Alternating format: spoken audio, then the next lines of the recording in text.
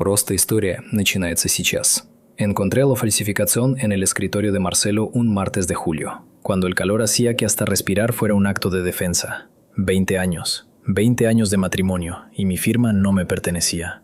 Estaba ahí, perfectamente copiada en una documentación bancaria que autorizaba la venta de nuestro departamento en Rosario. El documento databa de hace 3 meses. Mi corazón comenzó a latir en un ritmo que no reconocía, como si de repente alguien hubiera acelerado una película que creía conocer de memoria. Pero todo comenzó mucho antes, en una mañana que parecía como cualquier otra. Me desperté a las 5:30, como siempre. El departamento todavía dormía cuando bajé a la cocina.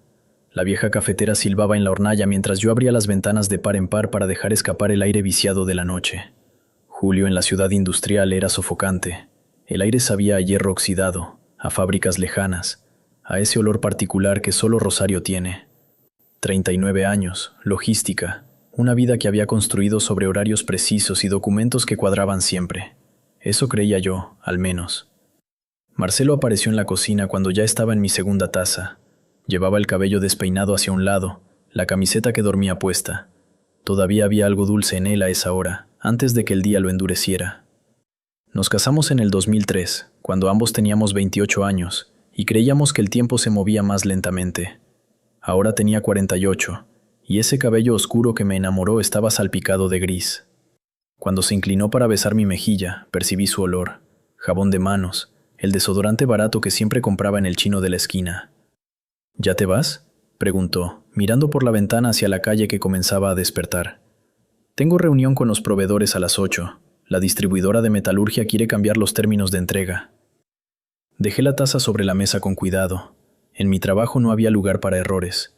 Todo debía encajar: fechas, rutas, cantidades, firmas. Marcelo se sirvió café, las manos moviéndose con la lentitud del que no ha dormido bien. Había notado hacía algunas semanas que dormía mal. Se levantaba a las 3 de la mañana, se iba al living, volvía al amanecer. Cuando le pregunté, dijo que era estrés del trabajo. Él era corredor de seguros, algo que siempre consideré un trabajo sin demasiadas complejidades. Pero así era Marcelo. Podía hacer parecer complicado lo simple, y lo simple parecía no existir cuando estaba de por medio. Volveré alrededor de las 5. Tomé mi bolso, ese bolso de cuero marrón que llevaba 30 años conmigo, con las esquinas gastadas y un pequeño agujero en el forro que ni siquiera recordaba cómo había llegado ahí. ¿Cenamos en casa? Pensé hacer milanesas. Perfecto. Pero su voz sonó ausente, como si hablara desde muy lejos, desde algún lugar donde yo no estaba. La mañana transcurrió en reuniones y llamadas telefónicas. La oficina de logística donde trabajaba ocupaba el segundo piso de un edificio que databa de 1960, con pisos de mosaico gastado y una ventana que daba directamente a las vías del ferrocarril. Mi asistente, Ramón, un chico de 24 años que llevaba 2 años conmigo, trajo el café a las 10. Mientras revisaba los manifiestos de carga, mi teléfono vibró. Era un mensaje de Marcelo. ¿Podrías adelantar tu llegada a las 4? Tengo que salir. No era inusual. Marcelo siempre tenía que salir. Pero algo en la manera en que escribía, sin emojis, sin la X con la que siempre terminaba sus mensajes, me hizo sentir que algo se torcía en mi pecho. Un pequeño nudo, apenas perceptible, como cuando escuchas a lo lejos el sonido de una alarma, pero todavía no sabes de dónde viene. Esa tarde dejé la oficina a las 3:30. La ciudad bullía bajo el calor de julio, las calles rezumando ese calor pegajoso que se adhería a la piel. El departamento estaba en la zona de San Nicolás, un tercero sin ascensor en un edificio de los 80 que Marcelo y yo habíamos comprado juntos en 2008. 20 años de pagos, de hipoteca, de impuestos, de ese lugar que era nuestro. Subí los escalones y abrí la puerta. La casa olía diferente. No sabría decir cómo, exactamente. Solo que el aire mismo parecía aguantarse la respiración. Marcelo estaba en el escritorio de la sala, rodeado de papeles. Cuando levantó la vista, sus ojos tenían una expresión que no le había visto nunca. Asustada, quizás, o culpable. La diferencia, descubrí después, era casi inexistente. «Llegaste antes», dijo, y comenzó a recoger los documentos con las 2 manos, de manera desordenada, como si quemaran. «Sí, ¿qué es todo eso?» Dejé el bolso en el respaldo de la silla. Nada, solo papeles del trabajo, papeleo de seguros. Pero cuando intentó meter una carpeta marrón debajo del escritorio, un documento se le escapó de entre los dedos y cayó al suelo, boca arriba. No lo recogí, no necesitaba hacerlo. Desde donde estaba vi mi nombre, vi mi firma, vi fechas que no recordaba firmar nada. Vi montos de dinero en euros que no tenía idea de que existieran en nuestras cuentas.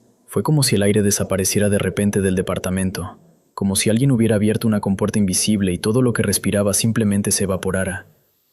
¿Qué es esto? Mis palabras sonaron raras, como si las pronunciara alguien más, como si yo observara la escena desde afuera. Marcelo se quedó quieto. Sus manos seguían extendidas hacia el escritorio, pero el movimiento se había detenido. Fue en ese silencio donde comprendí, por primera vez, que había algo que no sabía, algo que vivía en las entrañas de mi propio matrimonio y que se movía en la oscuridad. Valentina, comenzó a decir, pero no terminó. Valentina, comenzó a decir, pero no terminó. Sus labios se movieron como si buscaran palabras que no existían.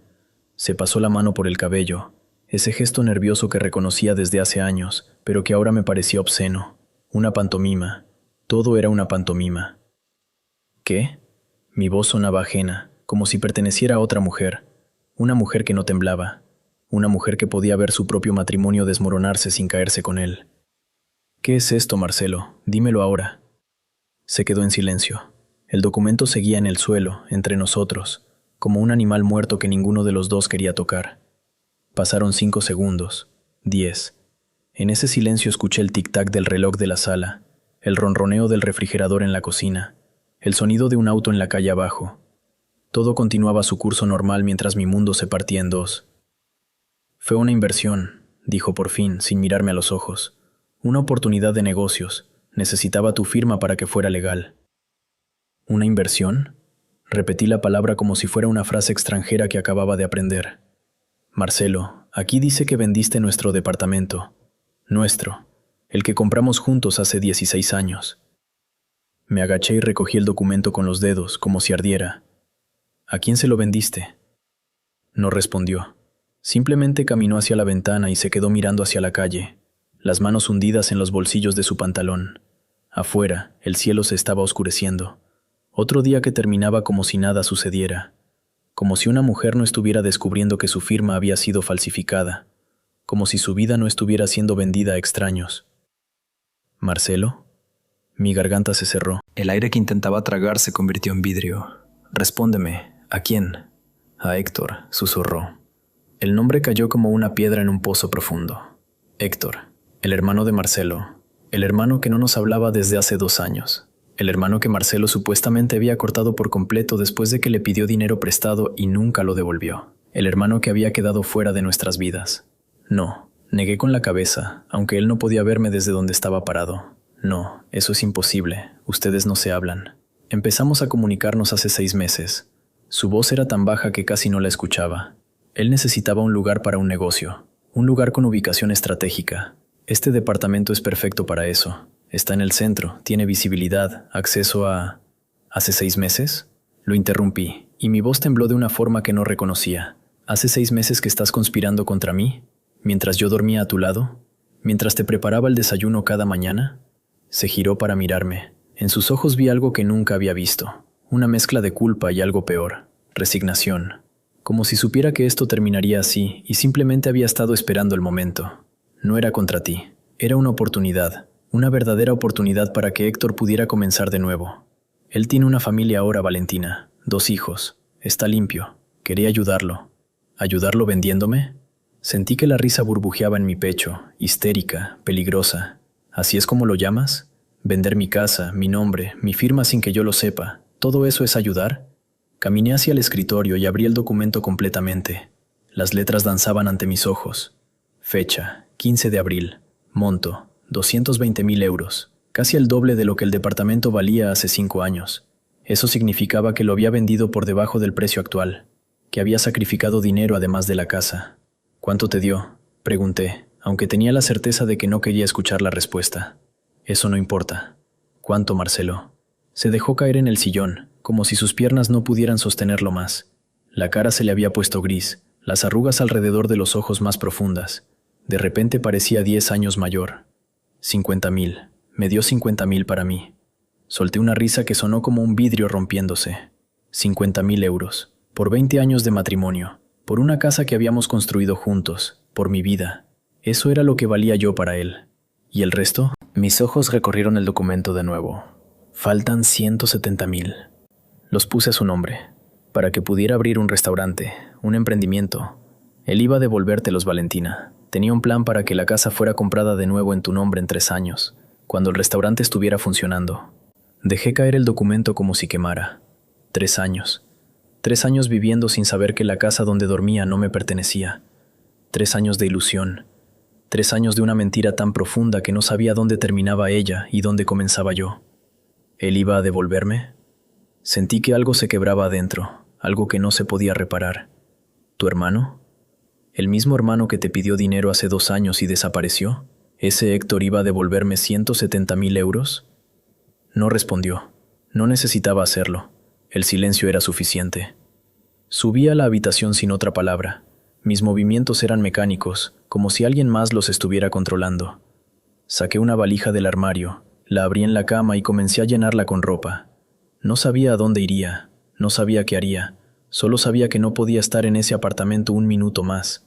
No podía estar en la misma habitación con ese hombre que fingía ser mi marido. Marcelo apareció en la puerta. «Por favor, no hagas esto». Su voz sonaba rota.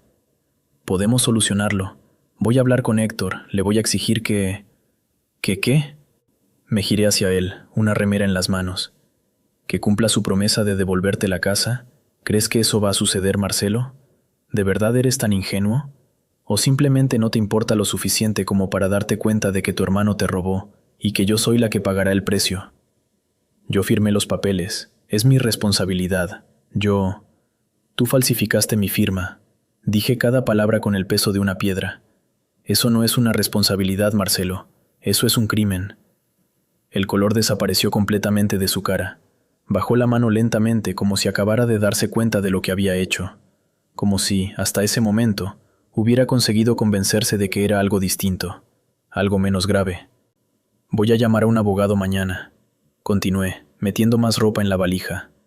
Voy a denunciar esto, a ambos, y voy a asegurarme de que no quede nada de ustedes después de que termine. Cerré la valija con un clic seco, el sonido de una puerta cerrándose, de una vida cerrándose. Bajé por los escalones sin mirar atrás. En la puerta, me detuve solo un segundo. El departamento que había sido mi hogar olía diferente ahora. Olía a traición. Olía a mentiras sedimentadas en las paredes durante meses. Olía a todo lo que había creído que era seguro, desmoronándose en silencio mientras yo iba a trabajar cada día, confiando en un hombre que estaba vendiendo mi futuro por 50.000 euros. En la calle, el calor de julio seguía siendo sofocante, pero por primera vez en años sentí que podía respirar. Salí a la calle sin saber dónde iría. El calor de julio pegaba como un puño cerrado contra la piel. Mis manos temblaban mientras sostenía la valija, y cada respiración me costaba trabajo, como si el aire de Rosario hubiera dejado de ser aire y se hubiera convertido en algo más denso, más hostil. Caminé durante 1 hora sin dirección fija, pasando por calles que conocía desde hacía 16 años, pero que de repente me parecían ajenas, como si pertenecieran a otra ciudad, a otro mundo. Las plazas donde alguna vez me había sentado con Marcelo ahora me rechazaban. Los cafés donde desayunábamos los domingos me miraban como si fuera una intrusa. Cuando el cuerpo se negó a seguir, me encontré frente al departamento de mi hermana Dolores. Ella vivía a 3 cuadras de nuestro lugar, en un edificio más viejo aún, con las paredes desconchadas y un ascensor que hacía ruidos que parecían gritos de un animal moribundo. No había planeado ir allá. Mis pies simplemente me llevaron. Dolores abrió la puerta con una expresión que cambió de inmediato cuando vio mi cara. Tenía 42 años, era psicóloga, y había perfeccionado la capacidad de leer a la gente como si fueran libros abiertos. Pero incluso ella tardó un segundo en procesar lo que veía. A su hermana de 39 años, en julio, con una valija en la mano y los ojos que brillaban no de lágrimas, sino de algo peor, de una rabia tan fría que asustaba. «¿Qué pasó?», preguntó, apartándose para dejarme entrar. No contesté. Entré al departamento que olía a incienso y a café recién hecho, y me desmoroné en el sofá como una marioneta a la que alguien le hubiera cortado los hilos. Dolores se sentó a mi lado, esperando. Ella no hacía preguntas, esperaba. Era lo que hacía mejor, además de leer mentes. Marcelo vendió nuestro departamento, dije, y mi voz sonaba como si perteneciera a alguien que acababa de despertar de un coma. Sin mi consentimiento, falsificó mi firma. Lo vendió a su hermano, por dinero. Dolores no se movió. Sus ojos se cerraron por un segundo, y cuando los abrió de nuevo, vi algo que no le había visto desde hacía años, una furia tan controlada que parecía hielo. Ella conocía a Marcelo desde antes de que nos casáramos. Había visto crecer nuestro matrimonio, y ahora lo veía derrumbarse. ¿Tienes el documento?, preguntó, con una voz que no era la suya. Era la voz de la psicóloga que había aprendido a pelear en el consultorio, contra demonios invisibles. Le mostré el papel que aún sostenía en la mano. Dolores lo leyó con cuidado, sus ojos recorriendo cada línea. Cuando terminó, respiró profundamente, como si se preparara para saltar a un abismo. Esto es un fraude, una falsificación de documento. Está tipificado en el Código Penal, dijo lentamente. ¿Cuándo fue esto? Hace 3 meses, el 15 de abril. ¿Y cuándo lo descubriste? Hoy. Dolores se levantó del sofá y comenzó a caminar por su departamento pequeño, sus pies haciendo un sonido rítmico contra el piso de madera. Pasó frente a la ventana que daba a la calle bulliciosa, luego se giró para mirarme. Valentina, escúchame bien. Esto no es solo un asunto de dinero. Esto es un delito. Tú tienes derechos, muchos derechos, y vamos a ejercerlos todos. Durante las siguientes 2 horas, Dolores hizo llamadas. Primero a un abogado que conocía desde la universidad, un hombre llamado Ricardo que se especializaba en fraudes y derecho familiar. Luego a la policía, aunque no para denunciar todavía, sino para obtener información sobre cómo proceder. Su departamento se convirtió en una oficina de crisis. Yo estaba sentada en el sofá, mirando las paredes que tenían cuadros con frases inspiracionales que ahora parecían burlarse de mí. La verdad te liberará, decía uno. Deseé que fuera así. Ricardo vino al departamento de Dolores 2 horas después. Era un hombre de unos 60 años, con cabello gris perfectamente peinado y un traje que había visto días mejores. Pero sus ojos eran afilados, como los de un cirujano que sabe exactamente dónde cortar. Leí el documento 2 veces, con una velocidad que sugería que había hecho esto miles de veces. Cuando terminó, se reclinó en la silla y cruzó los dedos. ¿Vos firmaste esto?, preguntó, aunque ya conocía la respuesta. No, mi firma está falsificada, completamente falsificada. ¿Hay testigos de que no lo firmaste? No, estaba en mi oficina cuando sucedió. Solo estábamos nosotros 2 en el departamento, y él falsificó mi firma. Ricardo asintió lentamente. Se levantó del sofá y comenzó a caminar, de la misma manera que Dolores había caminado hace poco. Los hombres que piensan siempre parecían necesitar movimiento. Esto es grave, dijo finalmente, pero también es fácil de demostrar. Una comparación de firmas con un perito gráfico va a dejar claro que no es tu rúbrica. El banco que procesó la venta tiene registros. Hay una cadena de custodia de documentos. Tu marido no fue tan cuidadoso como pensaba. ¿Cuánto tiempo va a tomar?, preguntó Dolores, y vi que su mano encontró la mía sobre el sofá. La denuncia, unos días. El peritaje gráfico, 1 semana. El juicio preliminar, 1 mes. Si esto llega a tribunal, puede tomar varios meses. Pero Valentina tiene un caso muy fuerte. Esa noche, dormí en el sofá del departamento de mi hermana. No dormí bien. Mi cuerpo estaba presente, pero mi mente estaba en otro lugar. En un lugar donde seguía viendo a Marcelo con esa expresión de culpa en la cara, donde seguía escuchando su voz cuando admitió lo que había hecho. Alrededor de las 3 de la mañana, me levanté y fui a la cocina.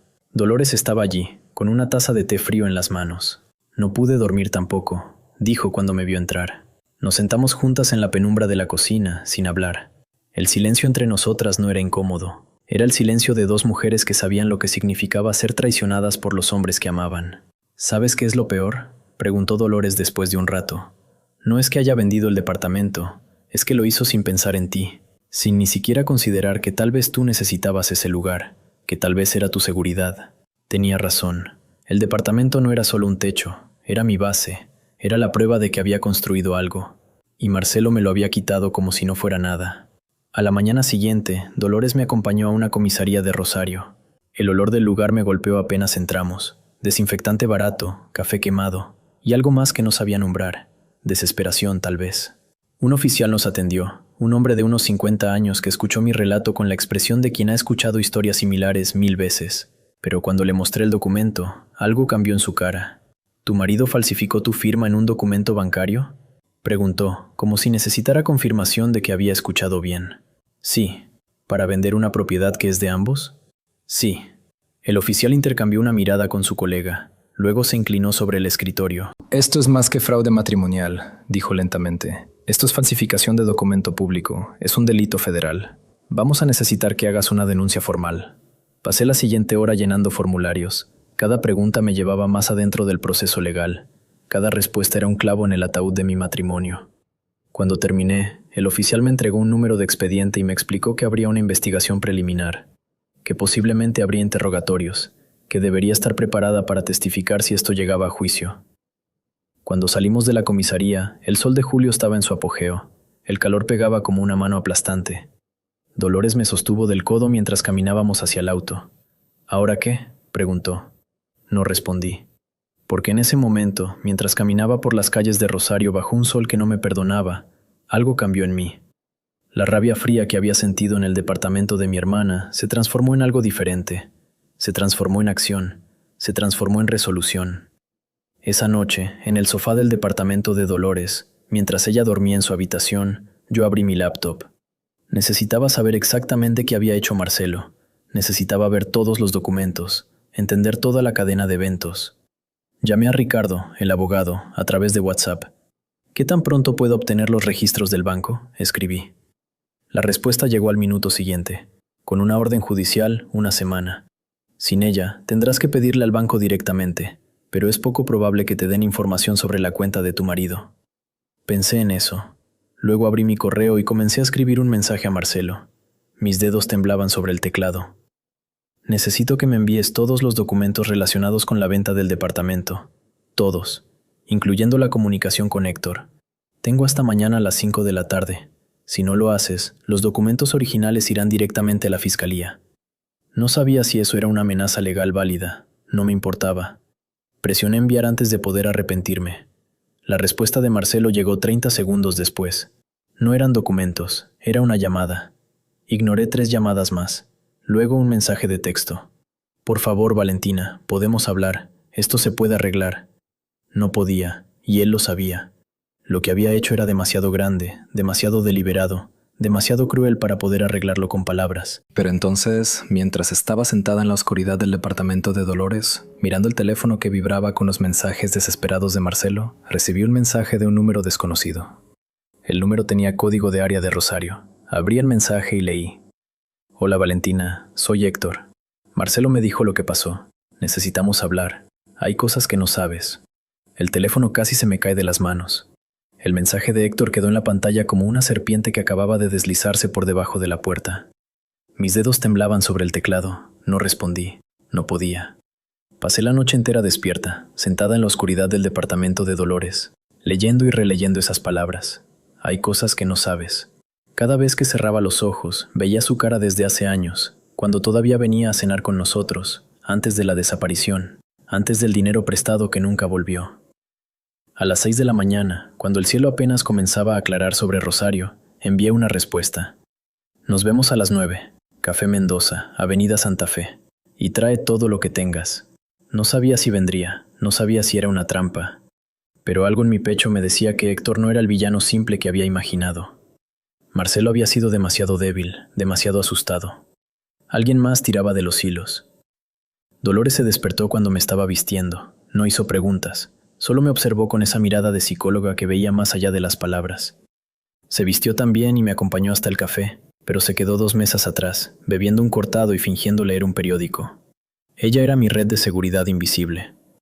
Héctor llegó con 10 minutos de retraso. No era como lo recordaba.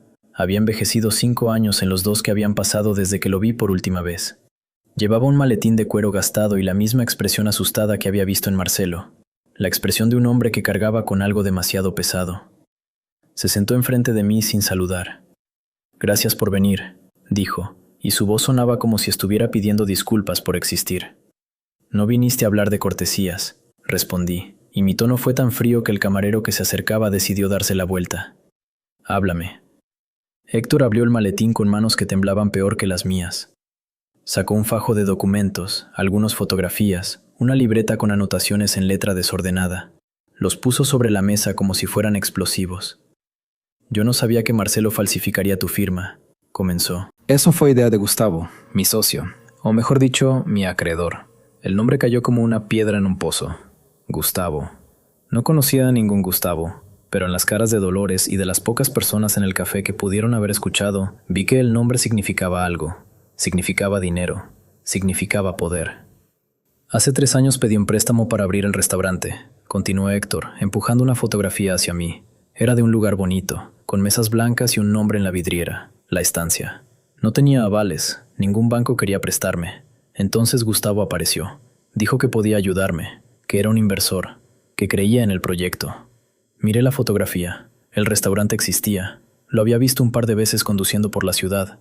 Nunca supe que era de Héctor. ¿Cuánto te prestó?, pregunté. 230.000 euros, susurró.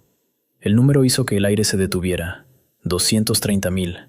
Exactamente el monto por el que había sido vendido nuestro departamento. Pero tenía una condición, continuó Héctor, y ahora sus ojos se llenaron de lágrimas que parecía estar peleando por contener. Dijo que necesitaba asegurar la inversión, que si no pagaba en 2 años, él podría reclamar un bien mío, un bien de valor equivalente. Y cuando le pregunté qué bien, porque no tenía nada, me dijo que ya lo sabía, que ya lo había planeado. Metió la mano en el maletín y sacó otra carpeta. Dentro había una serie de mensajes de WhatsApp. Eran entre Gustavo y Marcelo. El primero databa de hace 8 meses. Tu hermano tiene una deuda conmigo. Es hora de que la liquide. Sé que tu casa es de ambos. Vamos a hacer un trueque limpio. La respuesta de Marcelo llegó 5 minutos después.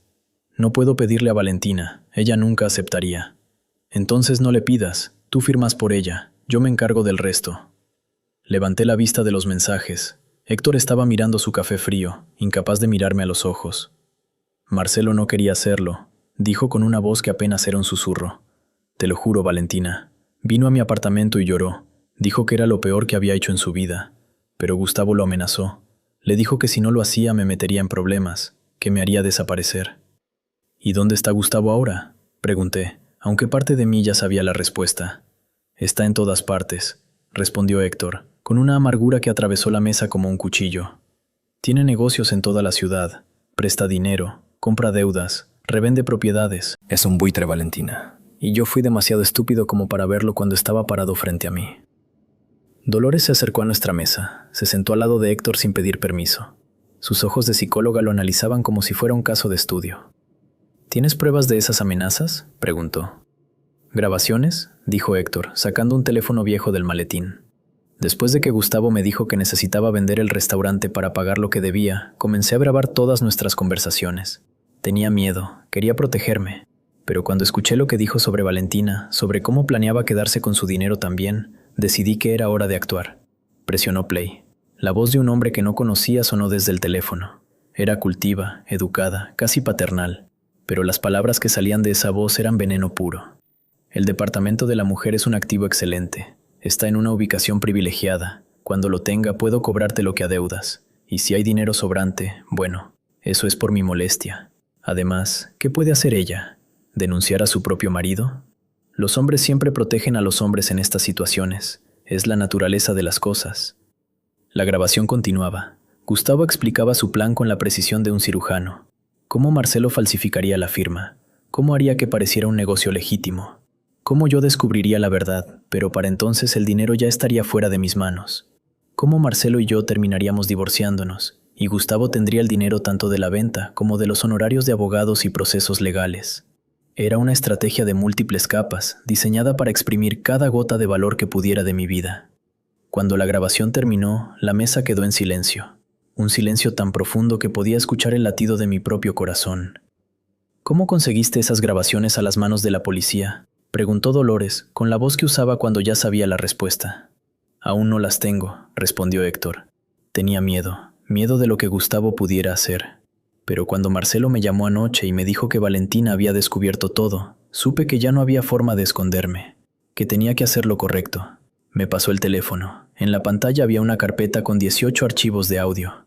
18 conversaciones entre Gustavo y Héctor. 18 pruebas de extorsión, amenaza, fraude y conspiración. Eran más que suficientes. ¿Qué quieres que haga?, preguntó Héctor, y sus ojos parecían los de un hombre pidiendo redención. No respondí de inmediato. Estaba pensando en Marcelo, pensando en cómo había sido manipulado tan fácilmente, pensando en todos los hombres débiles que eran utilizados por hombres fuertes para hacer el trabajo sucio, y luego pensando en mí, en lo que había perdido, en lo que podía recuperar. Vamos a ver a un abogado, dije finalmente, hoy, y tú vas a declarar, vas a contar todo, cada amenaza, cada palabra de Gustavo, cada plan que detalló. Y luego vamos a presentar una demanda penal contra él por extorsión, fraude, conspiración y falsificación de documentos. Héctor asintió lentamente. Parecía aliviado y aterrorizado a la vez. Ricardo, el abogado, nos recibió 2 horas después en su oficina. Era un lugar austero, con paredes de libros y un escritorio que parecía estar bajo una luz de documentos. Cuando le mostré las grabaciones, su expresión cambió. Vi que sus ojos se iluminaban con la clase de entusiasmo que solo un abogado puede sentir cuando se da cuenta de que tiene un caso de hierro en las manos. «Esto es oro puro», dijo, rebobinando una de las grabaciones. «Con esto, podemos ir a la fiscalía con una demanda que no tienen opción de rechazar. Gustavo va a caer, y va a caer duro». Los siguientes 3 días fueron un remolino de papeleos, declaraciones formales y encuentros con la fiscalía. Héctor declaró bajo juramento, yo declaré bajo juramento. Marcelo, cuando finalmente fue citado, declaró que había sido coaccionado y amenazado. La verdad comenzó a desenredarse como una madeja en manos de alguien que sabía exactamente dónde tirar. El cuarto día, a las 3 de la tarde, la policía fue a buscar a Gustavo a su oficina. Lo vi en las noticias de la noche. Un hombre de 62 años, cabello gris perfectamente peinado, siendo sacado de un edificio de oficinas en el centro de Rosario con las manos esposadas. Su expresión era la de alguien que no podía creer que las reglas que había seguido toda su vida hubieran dejado de aplicarse. Marcelo fue liberado bajo fianza, Héctor también. Pero ambos sabían que sus vidas habían terminado en Rosario, que el dinero de Gustavo, el dinero que los había atrapado, había desaparecido en cuentas offshore que la fiscalía estaba congelando, que sus negocios colapsarían cuando el dinero dejara de fluir. Una semana después, recibí una llamada de Marcelo. Estaba en un hotel a las afueras de la ciudad. Su voz sonaba destrozada, como la de un hombre que finalmente estaba viendo el daño completo que había hecho. «Voy a firmar los papeles del divorcio», dijo sin preámbulos, sin pelear, sin condiciones. «Mi abogado y el tuyo pueden arreglarlo todo. Tú te quedas con el departamento, yo asumo todas las deudas. Es lo menos que puedo hacer».